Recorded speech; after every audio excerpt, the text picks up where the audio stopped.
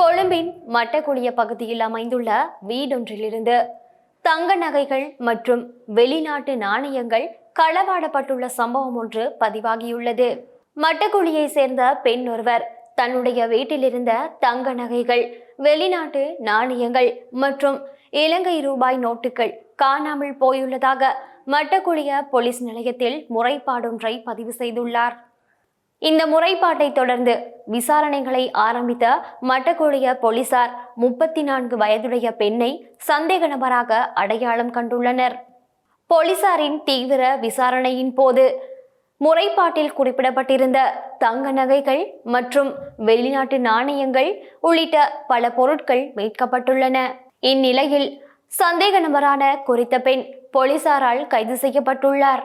இந்த சம்பவம் தொடர்பான மேலதிக விசாரணைகளை மட்டக்குழிய போலீசார் தற்போது மேற்கொண்டு வருகின்றனர்.